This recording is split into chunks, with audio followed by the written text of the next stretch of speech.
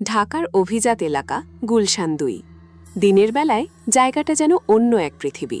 চকচকে কাচের ভবন, ব্যস্ত রাস্তা, দামি গাড়ির সারি, ক্যাফের ভিড় আর রাত পর্যন্ত জেগে থাকা শহরের কোলাহল, সব মিলিয়ে যেন আধুনিক জীবনের এক নিখুঁত ছবি।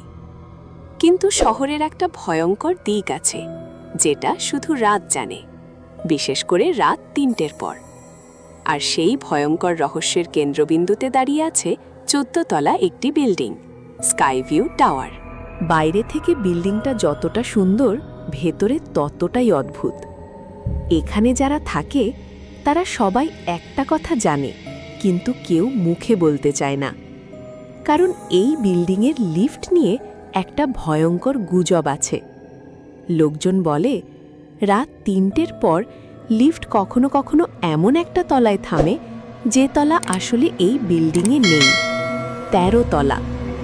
অফিসিয়াল নকশায় নেই, লিফটের বোতামেও নেই, কিন্তু মাঝরাতে কখনো কখনো ডিসপ্লেতে হঠাৎ ভেসে ওঠে 13। আর যেদিন সেটা দেখা যায়, সেদিন কেউ না কেউ হারিয়ে যায়। অনেকে এটাকে গুজব ভেবে উড়িয়ে দেয়, অনেকে বলে এটা পুরনো কোনো আরবান লেজেন্ড। কিন্তু বিল্ডিংয়ের পুরনো সিকিউরিটি গার্ডরা একটা কথা এখনও ফিসফিস করে বলে, ১৩ তলা কখনো বানানো হয়নি, কিন্তু ওটা সবসময় থেকেই আছে। রাত ১১:৪৭, বৃষ্টি ভেজা এক রাত। রাস্তায় তখন খুব কম গাড়ি, আকাশে দূরে দূরে মেঘ গর্জন করছে। রায়ান গাড়ি থেকে নামল। বয়স ২৮, একটি সফটওয়্যার কোম্পানিতে চাকরি করে। চোখের নিচে ক্লান্তির ছাপ। সারাদিন অফিসে কাজ করে শরীর ভেঙে গেছে। সে মাথা নিচু করে বিল্ডিংয়ের ভেতরে ঢুকল। লবিতে ঢুকেই কেমন যেন একটা অস্বস্তি অনুভব করল। আজ জায়গাটা অন্যরকম লাগছে। রিসেপশনের আলো টিম টিম করছে। সাধারণত এই সময়ও টিভি চলতে থাকে, কিন্তু আজ টিভি বন্ধ। চারদিকে শুধু নিস্তব্ধতা। সিকিউরিটি গার্ড করিম মিয়া চুপচাপ বসেছিল। রায়ানকে দেখেই কেমন যেন অস্বাভাবিক চোখে তাকালো। স্যার, আজ একটু সাবধানে থাকবেন। রায়ান হেসে বলল, কেন, ভূত দেখছেন নাকি? করিম মিয়া কিছুক্ষণ চুপ করে থাকল, তারপর ধীরে বলল, আজ আবার রাত ৩টের আগে লিফট একবার নিজে নিজে ১৩ তলায় গেছিল। রায়ান বিরক্ত হয়ে হেসে উঠল। এইসব গল্প এখনো বলেন? করিম মিয়া এবার নিচু গলায় বলল, গত বছর যেই ছেলেটা হারাইছিল, সেও এইভাবেই হাসছিল। রায়ান আর কথা বাড়াল না। সে লিফটের সামনে গিয়ে দাঁড়াল। ডিজিটাল ডিসপ্লেতে তখন সংখ্যা বদলাচ্ছে, ৬, ৫, ৪, ৩। তারপর হঠাৎ স্ক্রিন একবার ঝাপসা হয়ে গেল, আর ১ সেকেন্ডের জন্য ভেসে উঠল ১৩। রায়ানের বুকের ভেতর ধক করে উঠল, কিন্তু পর মুহূর্তেই সেটা আবার বদলে গেল। ডিং! লিফটের দরজা ধীরে ধীরে খুলল। ভেতর থেকে হিম শীতল বাতাস বের হল, এত ঠান্ডা যে রায়ানের হাত কেঁপে উঠল। ভেতরে একজন বৃদ্ধ দাঁড়িয়ে আছে, সাদা পাঞ্জাবি, ভেজা কাপড়, হাতে কালো তসবিহ, মাথা নিচু। লোকটার চারপাশে কেমন যেন একটা অদ্ভুত অন্ধকার। রায়ান ভেতরে ঢুকে দাঁড়াল। দরজা বন্ধ হয়ে গেল। তারপর পুরো লিফট নিস্তব্ধ হয়ে গেল। না কোনো মেশিনের শব্দ, না ফ্যানের আওয়াজ, শুধু ভারী নীরবতা। রায়ান অস্বস্তি কাটাতে বলল, আঙ্কেল, কোন ফ্লোরে যাবেন? কোনো উত্তর নেই। সে আবার বলল, শুনতে পাচ্ছেন? বৃদ্ধ ধীরে ধীরে মাথা তুলল, আর রায়ানের বুকের ভেতর যেন বরফ জমে গেল। লোকটার চোখ নেই, চোখের জায়গায় শুধু গভীর কালো গর্ত। তারপর সে ঠোঁট নাড়াল, ১৩। রায়ানের গলা শুকিয়ে গেল। এখানে তো ১৩ তলা নেই। বৃদ্ধ অদ্ভুত শান্ত গলায় বলল, সবাই সেটাই ভাবে। লিফট উপরে উঠতে শুরু করল। ৯, ১০, ১১, ১২। তারপর স্ক্রিন কেঁপে উঠল, ১৩। লিফট থামল না, বরং আরও উপরে উঠছে মনে হচ্ছে, যেন বিল্ডিংয়ের সীমা পেরিয়ে যাচ্ছে। রায়ান দ্রুত জি বোতাম চাপল। কাজ হলো না। সব বোতাম একে একে নিভে গেল। তারপর হঠাৎ সবগুলো একসাথে জ্বলে উঠল। 1, 2, 3, 4, সবশেষে 13। সব বোতাম লাল হয়ে জ্বলছে। লিফটের ভেতরের বাতাস ভারী হয়ে উঠছে। শ্বাস নিতে কষ্ট হচ্ছে। হঠাৎ কোথা থেকে যেন ফিসফিস শব্দ ভেসে এলো। অনেকগুলো মানুষের গলা একসাথে বলছে, ফিরে যাও, ফিরে যাও। রায়ান চারদিকে তাকালো। কেউ নেই, কিন্তু শব্দটা যেন লিফটের দেয়ালের ভেতর থেকে আসছে। হঠাৎ লাইট টিমটিম করতে শুরু করল। তারপর একদম নিভে গেল। পুরো অন্ধকার, শুধু লিফটের মেশিনের ঘর ঘর শব্দ। রায়ান ফোন বের করে ফ্ল্যাশ জ্বালালো, আর আলো জ্বালাতেই সে জমে গেল। লিফটের দেয়ালে অসংখ্য হাতের ছাপ, রক্তের মতো কালো দাগ। কেউ যেন ভেতর থেকে আঁচড় কেটেছে। আর আয়নায় বড় বড় অক্ষরে লেখা, ডোন্ট লুক ব্যাক। রায়ানের নিঃশ্বাস বন্ধ হয়ে আসছে। ঠিক তখনই তার কানের কাছে কেউ ফিসফিস করে বলল, পেছনে তাকিও না। সে ধীরে ধীরে ঘুরে তাকালো। বৃদ্ধ লোকটা তার একদম পেছনে দাঁড়িয়ে, এত কাছে যে তার ঠান্ডা নিঃশ্বাস রায়ানের ঘাড়ে লাগছে। কিন্তু কয়েক সেকেন্ড আগেও তো লোকটা লিফটের কোনায় ছিল। টিং, লিফট থেমে গেল। স্ক্রিনে জ্বলছে 13। দরজা ধীরে ধীরে খুলল। বাইরে অন্ধকার, এত গভীর অন্ধকার যে মনে হচ্ছে আলো সেখানে ঢুকতে ভয় পাচ্ছে। কিন্তু সেই অন্ধকারের ভেতরে কিছু দাঁড়িয়ে আছে। অনেকগুলো মানুষ স্থির, নড়ছে না। তাদের শরীর অস্বাভাবিক চিকন, হাতগুলো লম্বা, মাথা নিচু। আর সবচেয়ে ভয়ঙ্কর বিষয়, তাদের কারোর মুখ নেই, শুধু ফাঁকা চামড়া। রায়ান পিছিয়ে গেল। হঠাৎ দেখল বৃদ্ধ লোকটা আর নেই।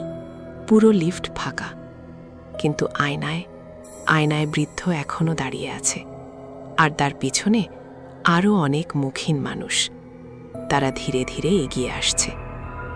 হঠাৎ আয়নার ভেতরের বৃদ্ধ কথা বলল, এখানে যারা আসে তারা সবাই কাউকে না কাউকে জায়গা দিয়ে গেছে। রায়ান কাপা গলায় বলল, আপনি কে? বৃদ্ধ ধীরে উত্তর দিল, আমি আগের জন, আজ তোমার পালা। হঠাৎ লিফটের দরজা নিজের থেকে বন্ধ হয়ে গেল। কিন্তু একটা জিনিস দরজার মাঝখানে আটকে গেল।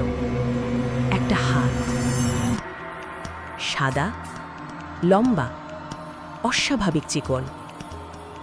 হাতটা ধীরে ধীরে ভেতরে ঢুকছে। তারপর আরেকটা, তারপর আরও। দরজার ফাঁক দিয়ে অনেকগুলো হাত ঢুকে পড়ল। সব হাত রায়ানের দিকে বাড়ানো।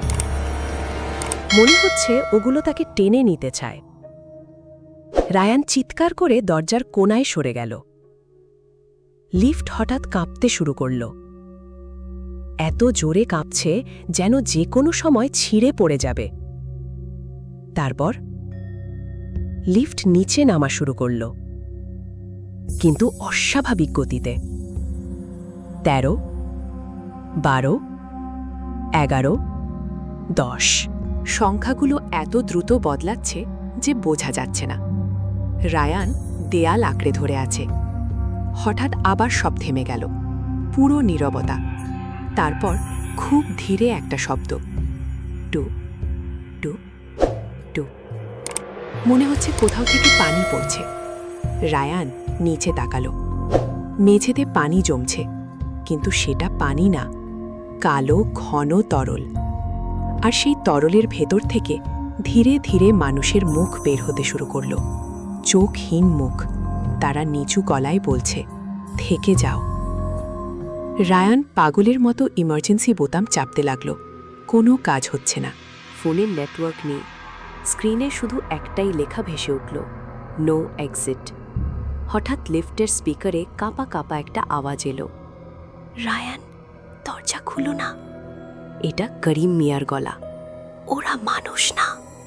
তারপর ভয়ঙ্কর চিৎকার, এমন চিৎকার যেন কাউকে জীবন্ত টেনে ছিঁড়ে ফেলা হচ্ছে। তারপর নীরবতা। রায়ানের চোখে পানি চলে এলো। সে কাঁপতে কাঁপতে দেয়ালের সাথে বসে পড়ল। হঠাৎ লিফটের ছাদে ঠক ঠক ঠক শব্দ শুরু হলো। কেউ উপরে হাঁটছে ধীরে ধীরে। তারপর শব্দটা থেমে গেল ঠিক রায়ানের মাথার উপরে। কয়েক সেকেন্ড নীরবতা। তারপর ছাদের মাঝখানটা ধীরে ধীরে ফুলে উঠতে শুরু করল। মনে হচ্ছে কেউ ওপরের দিক থেকে চাপ দিচ্ছে।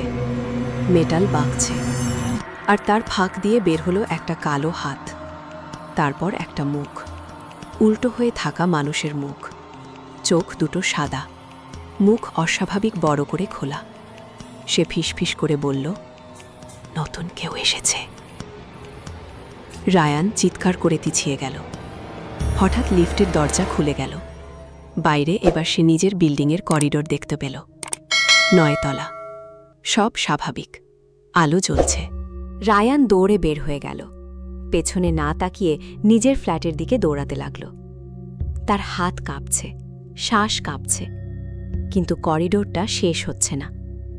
সে যত দৌড়াচ্ছে করিডোর তত লম্বা হচ্ছে। সব দরজা একই রকম, সব নম্বর মুছে গেছে। তারপর হঠাৎ এক দরজা ধীরে ধীরে খুলল। ভেতর থেকে একটা ছোট্ট মেয়ে বের হল। সাদা ফ্রক, চুল ভেজা। সে মাথা কাত করে বলল, তুমি কি নিচে যেতে চাও? রায়ান কাপা গলায় বলল, হ্যাঁ। মেয়েটা হাসল। তারপর ধীরে ধীরে নিজের মুখটা 2 হাতে খুলে ফেলল। মুখের ভেতর শুধু অন্ধকার, আর সেই অন্ধকারের ভেতর অসংখ্য মানুষের কান্নার শব্দ। পরদিন সকাল, সিকিউরিটি গার্ডরা লিফট খুলে দেখে ভেতরে কেউ নেই, শুধু মেঝেতে একটা ফোন পড়ে আছে। স্ক্রিন ভাঙা, শেষ ভয়েস রেকর্ডিং চালু ছিল। সেখানে শুধু রায়ানের কাপা গলা শোনা যায়। ওরা আসছে, দরজা খুলছে, 13 তলা সত্যি। তারপর ভয়ঙ্কর ধাতব শব্দ, আর একসাথে অনেকগুলো মানুষের ফিসফিস। আরেকজন এসে গেছে। সেদিনের পর থেকে বিল্ডিংয়ে অদ্ভুত ঘটনা শুরু হয়। রাত 3টের পর মাঝে মধ্যে লিফট নিজে নিজে ওপরে ওঠে। ডিসপ্লেতে ভেসে ওঠে 13। আর যারা সেই সময় লিফটের সামনে দাঁড়ায় তারা মাঝে মাঝে শুনতে পায় ভেতর থেকে কেউ ধীরে ধীরে দরজায় আঁচড় কাটছে, আর খুব নিচু গলায় বলছে, দরজাটা খোলো।